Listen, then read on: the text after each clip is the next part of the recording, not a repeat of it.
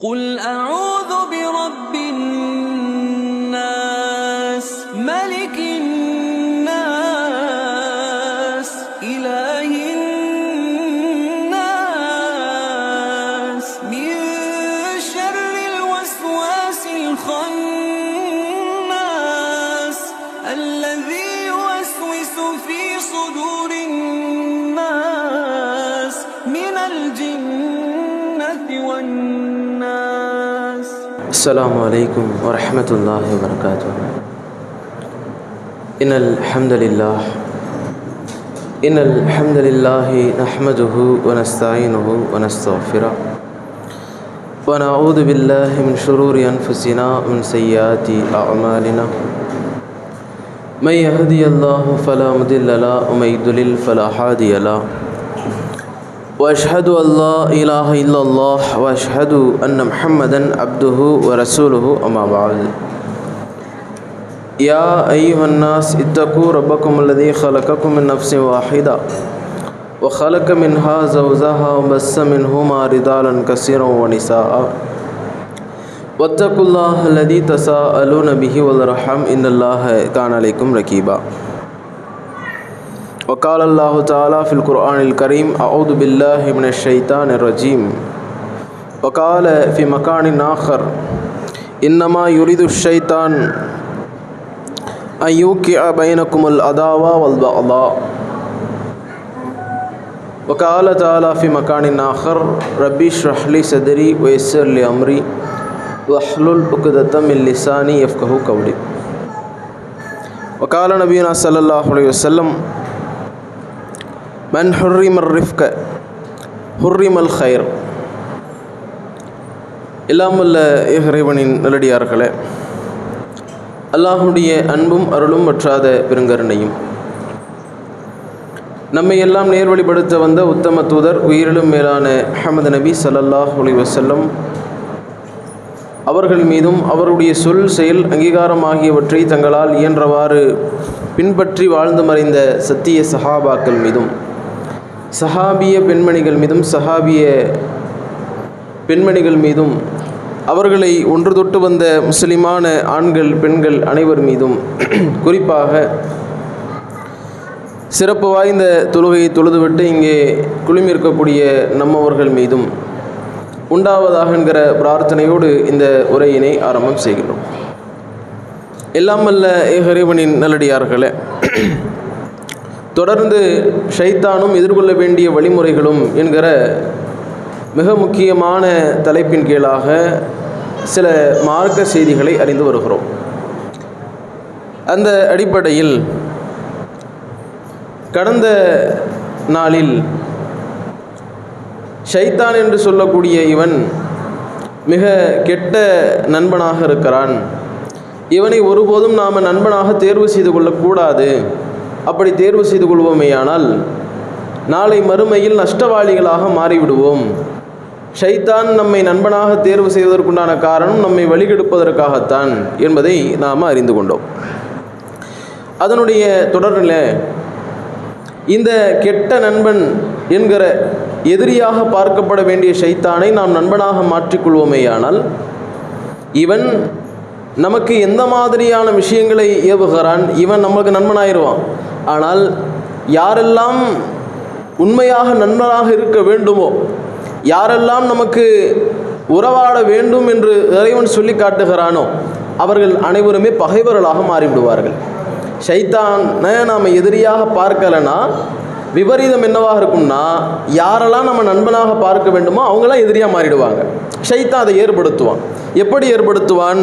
இறைவன் தன்னுடைய திருமறையில் 5வது அத்தியாயம் 91வது வசனத்தில் குறிப்பிட்டு காட்டுகிறான். இன்னமா யுரிது ஷைத்தான், ஷைத்தான் விரும்புவதெல்லாம் என்ன தெரியுமா?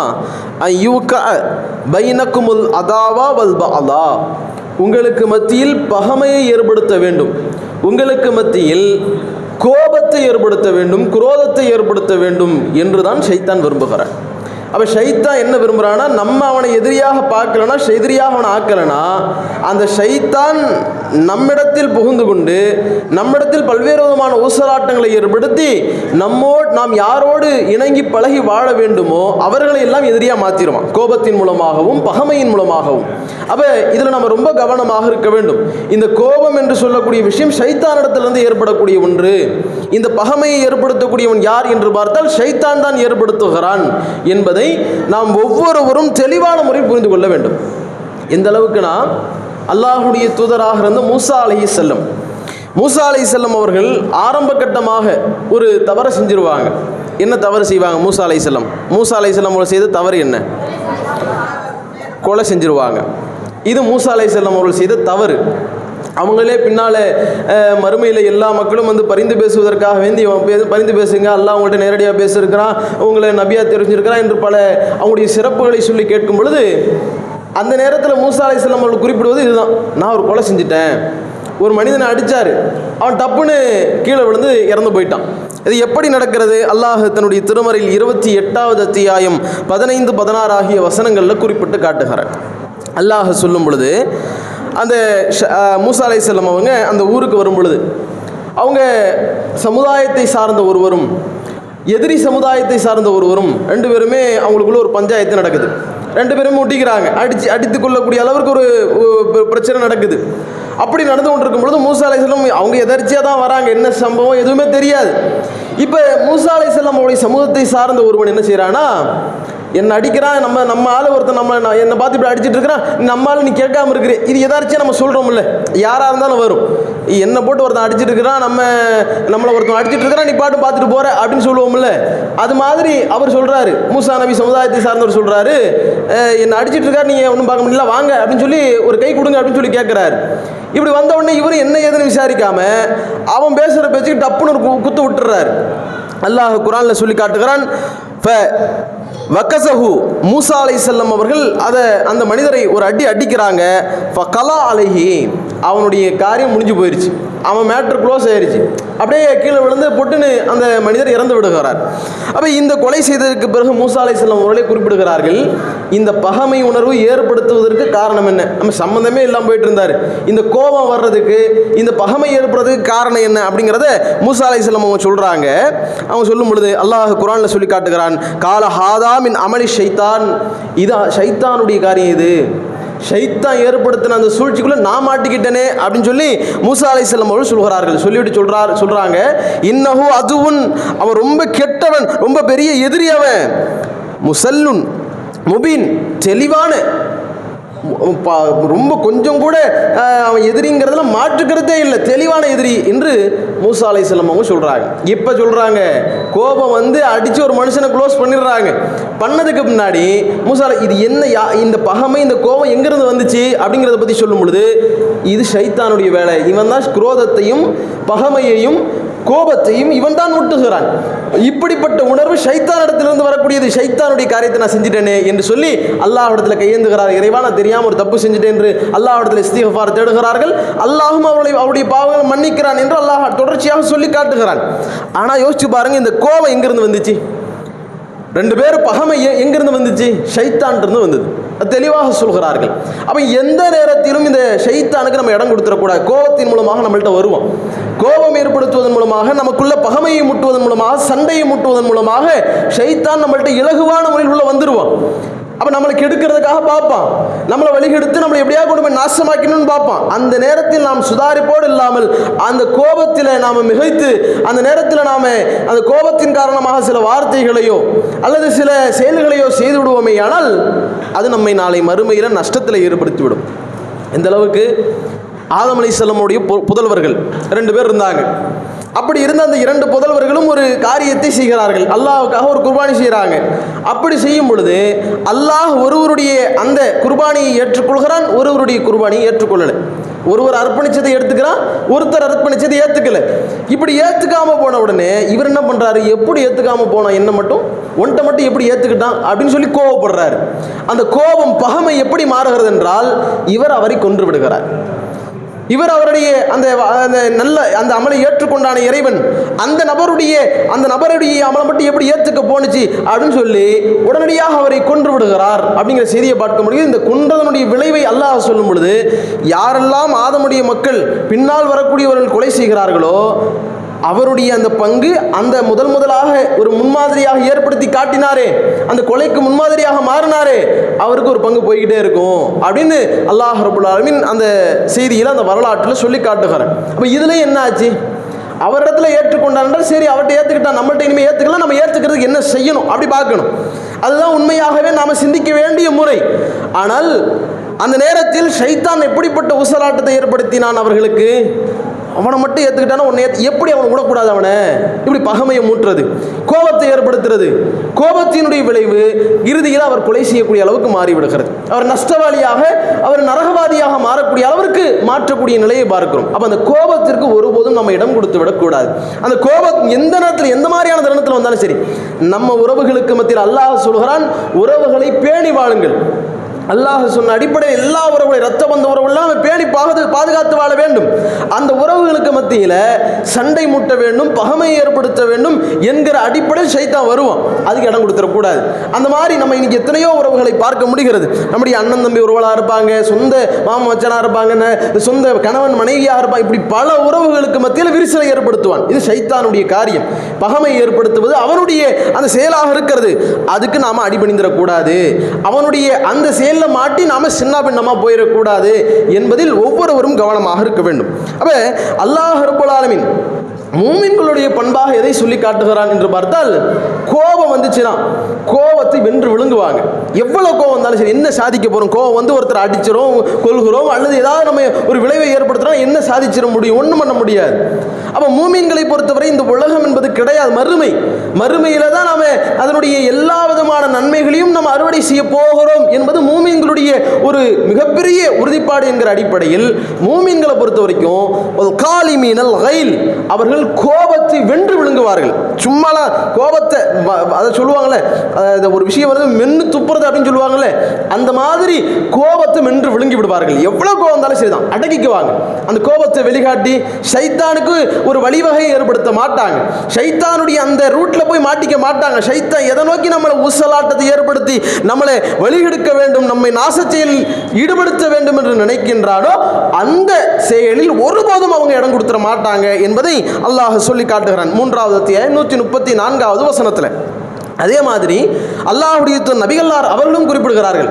நம்ம கோவப்படுறோம்ல, கோவப்படுறது என்ன நினைக்கிறோம்னா, என் மகன் இருக்கிறான்ல ரொம்ப கோவப்படுவான், அவன்கிட்டலாம் பேச முடியாது, பெருமையாக பார்க்குறோம். அவரா, ஐயோ அவர்கிட்ட போய் ஏதாவது சொல்ல முடியுமா, அவர் கோவப்படுவார். கணவருக்கு வாப்பாவா, ஐயோ அவர் கோவப்படுவார், அவர் கோவப்படுறத ஒரு பெருமையாக பார்க்குறோம், ஒரு பெரிய ஒரு சிறந்த குணம் அப்படிங்கிற மாதிரி நம்ம நினைத்து வைத்துக் கொண்டிருக்கிறோம். உண்மையிலேயே கோவப்படுறது ஒரு பெரிய சிறந்த குணமா? கோவப்படுறது ஒரு பெரிய வீரன் அப்படின்ற அந்த நிலையா? பெரிய ஒரு வீரர் அவர் அப்படிங்கிற மாதிரி பார்க்கப்பட வேண்டிய ஒரு நிலையா என்று கேட்டால் கிடையாது. இஸ்லாத்தை பொறுத்தவரை அப்படியே உல்டாவாக ரசூலுல்லாஹ் சொல்றாங்க. அல்லாஹ்வுடைய நபியல்லார் குறிப்பிடக்கூடிய செய்தி புகாரில் 6114வது இலக்கத்தில் இடம்பெற்றிருக்கிறது. ரசூலுல்லாஹ் சொல்றாங்க, லைஷ சதீது பிஸ் சுரஹதி, அந்த கோபப்படுற ஒரு கோபத்தின் மூலமாக ஒரு விஷயத்தை செய்கிறானே அது வீரன் என்பதற்கு அழகல்ல. வீரன் என்பதை பொறுத்தவரை என்ன வீரன்னா யார் தெரியுமா? வீரன் என்றால் யார் தெரியுமா என்பதை பற்றி ரசூலுல்லாஹ் சொல்றாங்க, இன்னம ஷதீதுல்லதி யம்லிகு நஃப்ஸஹு இந்தல் கலப். வீரன்னா யார் தெரியுமா? அடிச்சு முளைச்சு எல்லாத்தையும் முடிச்சுட்டு அப்படி நிற்கிற அது வீரன் கிடையாது. வீரன் என்றால் கோபம் ஏற்படக்கூடிய நேரத்தில் அதையெல்லாம் வென்று விழுங்கி அது எல்லாத்தையும் பொறுத்து கொண்டு நிற்கிறானே, அவன் தான் உண்மையான வீரன். வீரன் தான் இவ்வளோ கோபம் வந்து அடக்கிட்டு நிற்கிறானே. இவ்வளவு விதமான விஷயங்கள் ஏற்படுத்தியதற்கு பிறகும் கொஞ்சம் கூட ஷைத்தானுடைய இந்த ஊசலாட்டத்தில் சலனத்தில் ஏற்பட்டு விடாமல் தைரியம் அந்த நேரத்தில் உறுதியாக என்ன மனம் பண்ணிக்கோ, என்ன பண்ண முடியும், உன்னால கேவலப்படுத்துவியா, படுத்திக்க, அல்லது அடிப்பியா, அடிச்சுக்க, என்னடா பண்ணிக்க. ஆனால் என்னுடைய அந்த நிலையில், அதாவது நான் எதில் சொல்ல வரோம்னா, நமக்கு மத்தியில் இருக்கக்கூடிய பகைமை பாராட்டுறதில்ல, நமக்கு மத்தியில் உறவுகளில் மத்தியில் விரிசலை ஏற்படுத்தக்கூடிய விஷயத்தில் நம்ம உறவுக்காராக இருக்கிறான், இருக்கிறாங்க, நம்ம சொந்த பந்தமாக இருக்கிறாங்க, நம்ம உமா பாப்பாவாக இருக்கிறாங்க, இவங்க இந்த மாதிரி கோபத்தை ஏற்படுத்தக்கூடிய செயலை செய்கிறார் என்றால் இதில் பொறுத்துக்கணும். இந்த நேரத்தில் கோபப்பட்டு எந்த விதமான விஷயம் சாதிக்க போகிறது கிடையாது. வாப்பாவை நீ எப்படி என்ன அடிக்கலாம் அப்படின்னு முறைச்சிக்கிட்டு நின்று, அல்லது உமாட்டு நின்று, அல்லது நம்ம அண்ணன் தம்பிக்குள்ள நீ எப்படி என்ன இப்படி பண்ணலாம் அப்படி பண்ணலாம் நம்ம முறைச்சிக்கிட்டு நின்று எந்த விதமான பிரயோஜனம் கிடையாது. அந்த நேரத்தில் பொறுத்து கொள்ள வேண்டும். அதுதான் உண்மையான வீரம். அப்படிப்பட்ட நிலையில் இருக்க வேண்டும் என்பதை அல்லாஹ்வுடைய தூதர் நபிகள் நாயகம் ஸல்லல்லாஹு அலைஹி வஸல்லம் அவர்கள் நமக்கு சொல்லி காட்டுகிறார்கள். சொல்லி காட்டியதோடு மட்டுமல்லாமல் ரசூலுல்லாஹ்வுடைய வாழ்க்கையில் எடுத்து பாருங்க, எந்த அளவுக்கு அல்லாஹ்வுடைய தூதர் நபிகள் நாயகம் ஸல்லல்லாஹு அலைஹி வஸல்லம் அவர்கள் பொறுமை காத்தாங்க. எந்த மாதிரியான விஷயமா இருந்தாலும் அல்லாஹ்வுடைய தூதர் நபிகளார் சகித்து கொண்டு பொறுமையாக மென்மையான குணத்தில் அல்லாஹ்வுடைய தூதர் நபிகளார் இருந்தாங்க. கோவப்பட்டாங்களா? நம்மளா இருந்தோம்னா அந்த இடத்துல நடக்கிறதே வேற. ஆனால் ரசூலுல்லாஹ் எப்படி இருந்தாங்கன்னு யோசிச்சு பாருங்க. ஒரு நேரத்தில் ஒரு கிராமவாசி பள்ளிவாசலில் வருகிறார். பள்ளிவாசலில் சிறுநீர் கழித்து விடுகிறார். சஹாபாக்கெல்லாம் கோபப்படுறாங்க. என்ன இது, நாம புனிதமாக நினைக்கக்கூடிய இடம், அல்லாஹ்வை வணங்கி வழிபடக்கூடிய இடம், இந்த இடத்துல போய் இப்படி அசிங்கப்படுத்துகிறாரே என்று சொல்லி சஹாபாக்கள் கோபப்படுறாங்க. ரசூலுல்லாஹ் தடுக்கிறேன், ஏன் கோபப்படுறீங்க, கொஞ்சம் பொறுமையா இருங்க, அவருடைய இயற்கத்தை முழுமையாக அவர் நிறைவேற்றட்டும் என்று சொல்லி அல்லாஹ்வுடைய நபிகளார் சஹாபாக்கள் தடுக்கிறாங்க. தடுத்து விட்டு அல்லாஹ்வுடைய நபிகளார் பிறகு அவர் சென்றதுக்கு பிறகு நீ தானே அசிங்கம் பண்ண, நீ தான் கழுவும் அப்படின்னு சொல்லலை. அந்த அளவுக்கு கூட போகலை. ரசூலுல்லாஹ் சஹாபாக்கள் சொல்றாங்க தண்ணீர் கொண்டு வந்து சுத்தம் செய்யுங்க அப்படின்னு சொல்றாங்க. அப்போ அந்த அளவுக்கு அல்லாஹ்வுடைய நபிகளார் மென்மையான குணத்தை கடைபிடிக்கக்கூடியவர்களாக, கோபத்தை வென்று மினுங்கக்கூடிய ஒரு வீரராக அல்லாஹ்வுடைய நபிகளார் திகழ்ந்தார்கள். எந்த அளவுக்கு என்றால், ஒரு நேரத்தில் ரசூலுல்லாஹ் போயிட்டு இருக்கக்கூடிய நேரத்தில் ஒரு கிராமவாசி வருகிறார். ரசூலுல்லாஹ் நஜரான் நாட்டை சார்ந்த ஒரு தோல் மேலே ஒரு சால்வையை போர்த்தி கொண்டு போகிறார்கள். அப்படி போகும் பொழுது அந்த சால்வையை பிடிச்சி ரசூலுல்லாஹ் அப்படியே பிடிச்சி இழுக்கிறார். அவர் பிடிச்சி அப்படியே ரசூலுல்லாஹ்வுடைய கழுத்து கடுமையான முறையில் இறுக்குகிறார். யோசிச்சு பாருங்க, இந்த நேரத்தை எப்படி இருக்கும். ஒரு மனிதன், நம்ம சாதாரணமாக இருக்கிறோம், நம்ம சட்டையை பிடிச்சி ஒருத்தர் இழுக்கிறாரு, அடிக்கிற மாதிரி வராரு, எப்படி நமக்கு கோவம் வரும்? அந்த நேரத்தில் யாரா சட்டையில் கைடு அப்படி வருமா இல்லையா? அதான இயற்கை, அதான நம்முடைய எல்லோருடைய பண்பாகவும் இருக்கிறது. ஒரு வார்த்தையை யாராவது கூடுதல் குறைவாக சொல்லிவிட்டால் அந்த வார்த்தையை பிடித்து கொண்டு நீ எப்படி அந்த வார்த்தையை சொல்ல போச்சு என்று நாம் பல நேரங்களில் கோபப்படுகிறோமே, ஆத்திரப்படுகிறோமே. இந்த நிலையை நம்மாலே பார்க்க முடிகிறது. ஆனால் ரசூலுல்லாஹ்வை ஒருத்தர் பிடிச்சி இழுக்கிறார். எந்த அளவுக்குன்னா, அந்த போர்வை அந்த சால்வை இறுக்கியதனுடைய அந்த சுவடுகள் ரசூலுல்லாஹ்வுடைய அந்த மேனியில பட்டு விடுகிறது. அந்த அளவுக்கு பிடிச்சி இழுக்கிறார், கடுமையான முறையில் இழுக்கிறார்.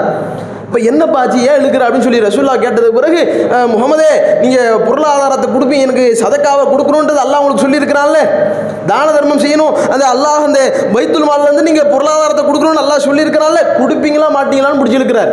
பொதுவாகவே கிராமவாசிகள் அப்படி தான் இருப்பாங்க. கொஞ்சம் காட்டு மிராண்டித்தனமாக இருக்கிறான், கொஞ்சம் கூட நாகரிகம் தெரியாமல் இருக்கான்னு சொல்லுவோம்ல, நம்ம கூட சில பேர் அப்படி இருப்பாங்க. ரொம்ப கிராமங்களில் இருக்கக்கூடியவர்களுக்கு நாகரிகங்கள் தெரியாமல் சில வேலைகளை செய்வாங்க. அப்போ அந்த மாதிரி அன்றைய காலத்திலும் கிராமவாசிகளாக இருக்கக்கூடியவர்கள் ரொம்ப ஒரு முரட்டுத்தனமாக எதை சொன்னாலும் அப்படியே பிடிச்சி ரொம்ப ஒரு முரட்டுத்தனமாக சொல்லக்கூடியவர்களாக இருப்பாங்க. அது மாதிரியான ஒரு குணத்தை தான் அவர் வெளிப்படுத்துகிறார்.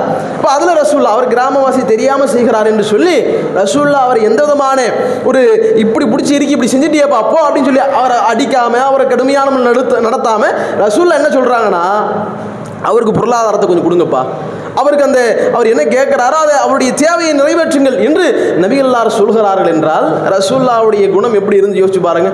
கோபப்பட வேண்டிய இடங்களில் கூட ரசூலுல்லாஹ் கோபப்படலை. கேட்கறதுக்குன்னு ஒரு முறை இருக்குல்ல, அந்த முறையை நீ கேட்காம இப்படி போய் கேட்பியா நீ என்று ரசூலுல்லாஹ் அதை கூட சொல்லாம, ரசூலுல்லாஹி ஸல்லல்லாஹு அலைஹி வஸல்லம் அவருடைய பண்பு அதுதான், இயற்கை அவருடைய நிலை அதுதான். அவர் பேசினாலே அப்படிதான் பேசுவார், அடிக்கிற மாதிரி தான் பேசுவார், அவர் பேசினாலே சண்டை போடுற மாதிரி தான் பேசுவார். அப்படின்னா அதை அப்படியே நம்ம எடுத்துக்கிட்டு போக வேண்டியதுதான். நீ எப்படி சண்டை போடாமல் என்கிட்ட எப்படி பேசுவ அப்படின்னு நம்ம முறுக்கிட்டோம்னா ஷைத்தான் வந்துட்டான்னு அர்த்தம். ஷைத்தான் நமக்கு மத்தியில் விரிசலை ஏற்படுத்த விரும்புகிறான், ஷைத்தான் நமக்கு மத்தியில் பகமை ஏற்படுத்த விரும்புகிறான். அந்த இடத்துக்கு நம்ம கொடுத்துடக்கூடாது. அப்போ ரசூலுல்லாஹ் அந்த மாதிரியான இடங்களில் கூட ரொம்ப சகஜமான முறையில் நடந்து கொண்டார்கள்.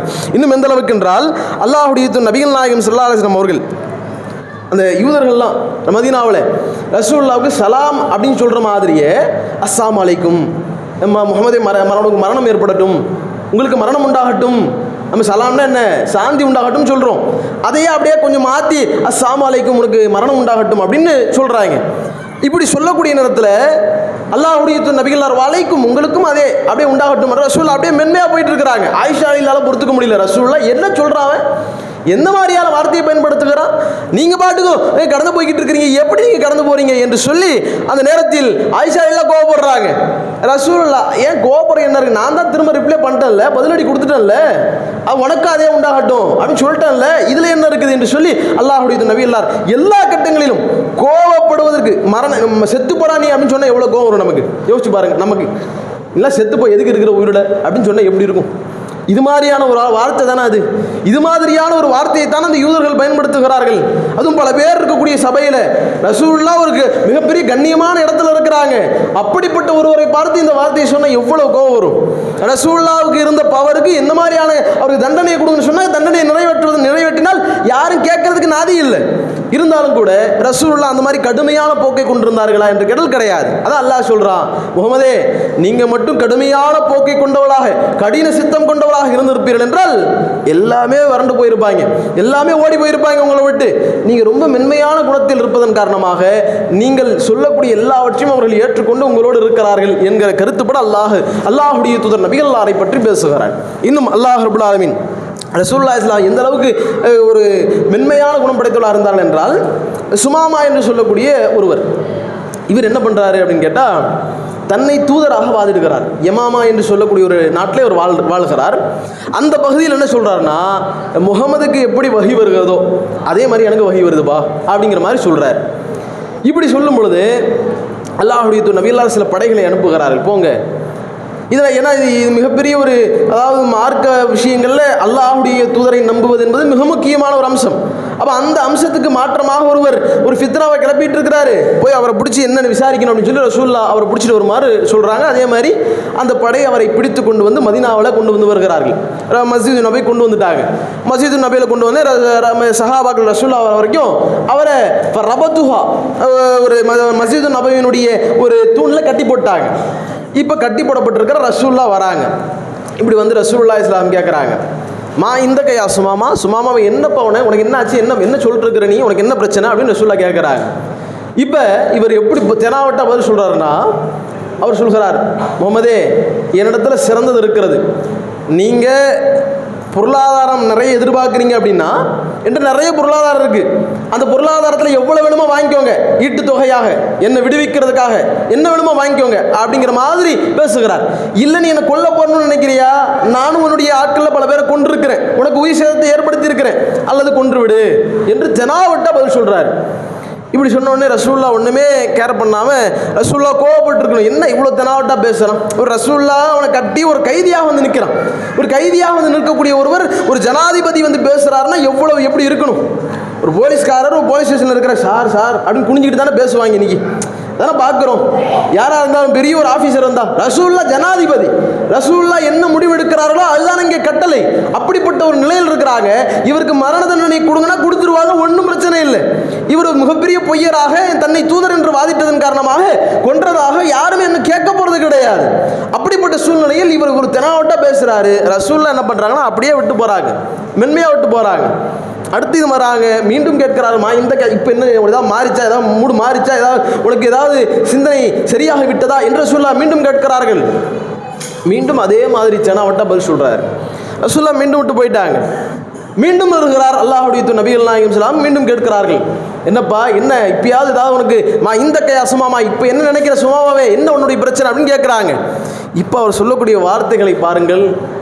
அல்லாஹ்வுடைய தூதர் நபிகள் நாயகம் ஸல்லல்லாஹு கொஞ்ச நாள் அப்படியே மௌனியாக அமைதியாக இருக்கிறார் அவர். அப்போ ரசூலுல்லாஹ் என்ன சொல்கிறாங்க, அவரை அவிழ்த்து விடுங்க, அத்லிக்கு சுமாமாவை அவிழ்த்து விடுங்க அப்படின்னு ரசூலுல்லாஹ் சொல்கிறாங்க. ஒரு கைதி இருக்கிறாரு, ஒரு பெரிய தெனாவட்டா பேசுகிறாரு, கோபம் ஏற்படுத்தக்கூடிய அளவுக்கு பேசுகிறார். அந்த மாதிரியான கைதியை ரசூலுல்லாஹ் சொல்கிறாங்க, அவிழ்த்து விடுங்க, அவரை பிரச்சனை இல்லை அவிழ்த்து விடுங்கன்னு சொல்கிறாங்க. அவிழ்த்து விடப்படுகிறார். அப்போ இவர் என்ன பண்ணுறாருன்னா, அவர் நினச்சிருந்தா என்ன மாதிரி ரசூலுல்லாஹ் மேலே பாஞ்சிருக்கலாம், என்ன மாதிரியான நிலையை செஞ்சுருக்கலாம். அவர் தெனாவட்டா தானே இருந்தார். ஆனால் அவர் எதுவுமே செய்யாமல் டைரெக்டாக மஸ்ஜிது நபவிக்கு எதிர்த்தாப்பில் இருக்கக்கூடிய ஒரு தோட்டத்திற்கு செல்கிறார். அங்கே குளித்து விட்டு வருகிறார். வந்து அல்லாஹ்வுடைய தூதர் நபிகள் நாயகம் ஸல்லல்லாஹு அலைஹி வஸல்லம் சந்தித்து அஷ்ஹது அல்லா இலாஹ வ அஷ்ஹது அன்ன முஹம்மது ரசூலுல்லாஹ் என்று சொல்லக்கூடிய ஏகத்துவ கலிமாவை ஏற்றுக்கொள்கிறார். யோசித்து பாருங்கள். ரசூல்லா கடுமையாக நடந்துகிட்டு இருந்தாங்கன்னா, கோபத்தை வெளிப்படுத்திட்டு இருந்தாங்கன்னா, பகைமையை ஏற்படுத்தியிருந்தா, பகையாளி நீ உன்னை விடமாட்டேன் என்று சொல்லி ரசூல்லா அந்த இடத்துல அவனை கொல்ல வேண்டும் என்று நினைத்திருந்தான் என்றால் கொன்றிருக்கலாம். ஷைத்தான் அந்த இடத்துல ஈஸியாக அவனை அழிச்சிருப்பான். ஆனால் அந்த இடத்தில் அல்லாஹ்வுடைய நபிகளார் மென்மையை கடைபிடித்தார்கள். இறுதியில் என்ன நிலை என்றால், அவர் இஸ்லாத்திற்கு வருகிறார். வந்தது மட்டுமில்ல, அவர் எந்த மாதிரியான வார்த்தையை பயன்படுத்துகிறார் தெரியுமா? முகமதே, இந்த உலகத்திலேயே எனக்கு ரொம்ப கோபத்திற்குரிய ஒரு முகம் இருக்கும் என்றால், ரொம்ப கோபத்திற்குரிய ஒரு ஆள் என்றால் அது நீங்க தான். வேற யாருமே உங்க மேல இருந்த கோபம் மாதிரி எனக்கு வேற யாரு மேலேயும் கிடையாது. அவ்வளவு கோபத்திற்குரியவர் நீங்க. கையில் கிடைச்சா உங்களை சும்மா விடக்கூடாது அப்படிங்கிற அளவு கோபம். ஆனால் இனி இந்த உலகத்தில் எனக்கு மிக நேசத்திற்குரிய மிக பிரியமான ஒரு முகம் என்றால் உங்களுடைய முகத்தை தவிர வேறு எந்த முகமும் கிடையாது. அவ்வளவு நேசத்திற்குரியவரால் நீங்க மாறி இருக்கிறீங்க. தொடர்ந்து சொல்கிறார், இந்த உலகத்திலேயே எனக்கு மோசமான ஒரு ஊர், பிடிக்காத ஒரு ஊர் என்றால் உங்களுடைய ஊர் இந்த மதீனா எனக்கு பிடிக்கவே பிடிக்காது. ஆனால் இப்பொழுது எனக்கு பிடித்தமான உலகத்திலேயே நேசத்திற்குரிய ஊர் என்றால் உங்களுடைய ஊர் இந்த ஊர் தான். முகமதே, எனக்கு உலகத்திலேயே பிடிக்காத ஒரு மார்க்கம் என்றால் அது உங்களுடைய மார்க்கம் இஸ்லாம் தான். எனக்கு பிடிக்கவே பிடிக்காது. அதை எப்படியாவது ஒழிச்சிடணும். அதனால தான் ரசூல்லா என்று அவன் தன்னை வாதிட்டுக் கொண்டிருந்தார். அப்படிப்பட்ட சூழ்நிலையில் சொல்கிறார், இனி எனக்கு இந்த உலகத்திலேயே மிக நேசத்திற்குரிய ஒரு மார்க்கம் என்றால் உங்களுடைய மார்க்கம் தான். இந்த நேசம் பெறுவதற்கு காரணம் என்ன? இந்த நேசம் வருவதற்கு காரணம் என்ன? அல்லாஹ்வுடைய தூதர் நபிகள் நாயகம் ஸல்லல்லாஹு அலைஹி வஸல்லம் அவர்கள் அவரிடத்தில் கோபத்தை வெளிப்படுத்தாமல் நேசத்தை வெளிப்படுத்தியதனுடைய விளைவு, மென்மையை வெளிப்படுத்தியதனுடைய விளைவு, அல்லாஹ்வுடைய தூதர் நபிகள் நாயகம் ஸல்லல்லாஹு அலைஹி வஸல்லம் அவர்களை ஏற்றுக்கொண்டு இஸ்லாத்திற்கு வந்து எந்த அளவுக்கு எதிரியாக இருந்தாரோ அந்த அளவுக்கு நேசத்திற்குரியவராக மாறுகிறார். அதான் அந்த கோபம் நம்மள்ட்ட இருக்கக்கூடாது. கோபம் இருந்துச்சுன்னா நாசமாக போயிடும். ரசூலுல்லாஹ் அந்த கோபம் என்கிற அந்த குணத்திற்கு இடமே இல்லை என்று சொல்லக்கூடிய அளவிற்கு அல்லாஹ்வுடைய தூதர் நபிகள் நாயகம் ஸல்லல்லாஹு அலைஹி வஸல்லம் வாழ்ந்தாங்க. எந்த அளவுக்கு என்றால், இந்த உலகத்தில் நம்ம கோபப்படுவோம் என்றால் அல்லாஹ்வுடைய தூதர் நபிகள் எந்த அளவுக்கு சொல்கிறாங்கன்னா, நம்ம கோபப்பட்டு சில பேர்கிட்ட சண்டை போட்டுட்டோம். ஷைத்தானுடைய அந்த பகைமையின் காரணமாக அவன் ஏற்படுத்துகிற அந்த ஊசலாட்டத்தின் காரணமாக நம்ம மாட்டிக்கிட்டோன்னு வைங்க. அண்ணன் தம்பி சண்டை போட்டோம், கணவன் மனைவி சண்டை போட்டோம், இப்படி சண்டை போட்டு இருக்கிறோம் என்றால், நாம் அவங்களோடு உறவாடாமல் இருக்கிறோம் என்றால், ஒவ்வொரு வாரமும் திங்கள் வியாழன் அன்று நமக்கு பதிவேடுகள் மேலே அல்லாஹ்ட்ட சமர்ப்பிக்கப்படும். கொண்டு போவாங்க நன்மைகளை. அப்படி நன்மைகள் கொண்டு போகக்கூடிய நேரத்தில் இந்த நபர்களுக்கு மட்டும் யாரெல்லாம் சண்டை போட்டுக்கொண்டு அல்லாஹ் அதை உறவுகளை அந்த நேரத்தில் பாராட்டாமல் உறவு பேசிக்கொள்ளாமல் அவங்க ரெண்டு பேருமே பகைமையோடு இருக்கிறார்களோ, அப்படிப்பட்டவருடைய எந்த நன்மையுமே அல்லாஹ் அந்த இடத்துல கணக்கிட மாட்டான். அவங்க திரும்ப பேசுகிற வரைக்கும், அவங்க திரும்ப சேர்ற வரைக்கும் அவர்களிடத்தில் அந்த நன்மை எடுத்துக்கொள்ள தேவையில்ல, அப்படியே நிறுத்துவீங்க என்று அல்லாஹ் அந்த மலக்குமாரத்தில் சொல்வதாக அல்லாஹ்வுடைய நபிகளார் சொல்கிறார். யோசிச்சு பாருங்கள். இந்த பகைமை, இந்த கோபம் நாளை மறுமையில் நம்ம எந்த நன்மையை செஞ்சாலும் அந்த நன்மைகள் அப்படியே ஸ்டாப்பாக நிற்கும். அப்படியே நிற்குமே தவிர அந்த நன்மையின் மூலமாக எந்த விதமான பயனும் நாம் அடைய முடியாது என்று அல்லாஹ்வுடைய நபிகளார் எச்சரிக்கிறார்கள் என்றால், அப்போ நம்ம நன்மை செஞ்சு என்ன பிரயோஜனம்? நம்ம பகைமையோடு கோபத்தோடு இருந்து பல பேரிடத்துல நாம் விரிசலோடு வாழ்வோம் என்றால், அவரிடத்துல பேசாமல் கோபத்தோடு நாம் இருப்போம் என்றால், இது நமக்கு எவ்வளவு பெரிய பாரதூரமான விளைவை ஏற்படுத்துறது என்பதை யோசித்து பார்க்க வேண்டும். எந்த அளவுக்கு ரசூலுல்லாஹ் சொல்றாங்கன்னா, ரெண்டு பேர் சண்டை போட்டுக்கிறாங்கன்னா 3 நாளைக்கு மேலே பேசாமல் இருக்கக்கூடாது. 3 நாளைக்கு மேலே பேசாமல் இருக்கிறீங்கன்னா அது ஏடுகள் அங்கே இடத்துல நன்மைகள் அப்படியே போகாது, நிறுத்தி வைக்கப்படும். இந்த மாதிரி சமயத்தில் 2 பேரில் யார் முதலில் சலாம் சொல்லி சேர்ந்து கொள்கிறார்களோ அவர்தான் அந்த இருவரில் சிறந்தவர் என்று அல்லாஹ்வுடைய தூதர் நபிகள் நாயகம் ஸல்லல்லாஹு அலைஹி வஸல்லம் சொல்கிறாங்க. அப்போ இந்த அளவுக்கு இஸ்லாமிய மார்க்கம் பகைமை வந்தாலும் கூட ஒரு நேரத்தில் ஷைத்தான் வரத்தானே செய்வான். ஷைத்தான் எல்லாத்தையும் இருக்க தானே செய்கிறான். அப்படிப்பட்ட சூழ்நிலையில் ஒரு நேரத்தில் நமக்கு இது மாதிரியான அந்த ஊசலாட்டங்களின் காரணமாக சண்டை போட்டுட்டோம், பிரச்சனை வந்துருச்சு என்றாலும் கூட உடனடியாக அதிலிருந்து நம்மை தற்காத்துக் கொள்ள வேண்டும். 3 நாளைக்குள்ள இதுக்கு மேலே நம்ம இருந்தோம்னா நம்முடைய நன்மை பாழா போயிடும். பேசிடுவோம், சலாமாவது சொல்லிடுவோம். அவங்களோடு நம்ம சேர்ந்து உறவு ஆடவில்லை என்றால் கூட நம்ம சலாம் சொல்லி ஓரளவுக்கு நம்ம அந்த டிஸ்டன்ஸ் மெயின்டைன் பண்ணுற அந்த விஷயத்தை கொஞ்சமாவது நவுத்தி வைப்போம் என்று சொல்லி நம்முடைய நிலையை நம்ம மாற்றிக்கொள்ள வேண்டும். அந்த அளவுக்கு அல்லாஹ்வுடைய நபிகள் நாயகம் ஸல்லல்லாஹு அலைஹி வஸல்லம் சொல்கிறாங்க. இந்த அளவுக்கு நான் ரசூலுல்லாஹ்வுடைய காலத்தில் ரசூலுல்லாஹ் அது மாதிரி சண்டை ஏற்படக்கூடிய நேரத்தில் ஷைத்தான் மிகப்பெரிய எதிரி. அவன் பகைமை ஏற்படுத்தல ரொம்ப எல்லாருக்கும் மத்தியில் பகைமை ஏற்படுத்தணும்னு நினைப்பான். அதிலும் குறிப்பாக கணவன் மனைவிக்கு மத்தியில் பகைமை ஏற்படுத்துறதுல மிகப்பெரிய அளவுக்கு அவனுடைய ஆர்வம் கொண்டவன். ஏற்கனவே சொல்லியிருக்கிற அந்த செய்தியை, ஷைத்தான் என்பவன் அவன் அவனுடைய சிம்மாசனம் கடலில் இருக்குது. அந்த கடலில் இருக்கக்கூடிய அந்த சிம்மாசனத்தில் ஒவ்வொரு நாளும் மசூரா செய்கிறாங்க. யார் இன்னைக்கு எப்படி வழிகெடுத்தீங்க, யார் யாரை வழிகெடுத்தீங்க அப்படிங்கிற மாதிரி பேசுகிறான்.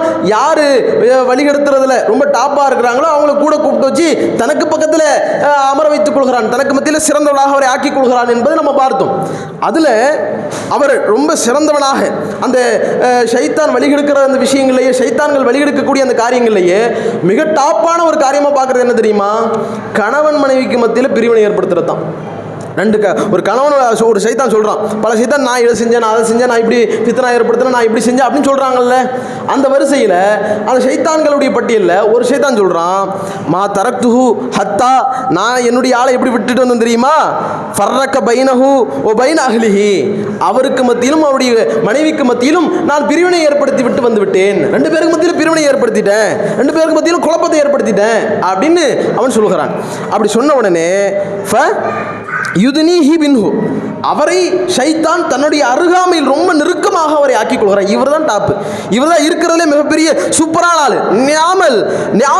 நீதான் சூப்பரான சிறந்தவன் என்று அந்த ஷைத்தான் பட்டம் கொடுக்கிறான் என்று அல்லாஹ்வுடைய நபிகள் நாயகம் ஸல்லல்லாஹு அலைஹி சொல்றாங்க. அப்ப யோசித்து பாருங்கள், நாம பகமை ஏற்படுத்தக்கூடிய இந்த கோபம் வரக்கூடிய விஷயத்தில் ரொம்ப கவனமா இருக்கணும்.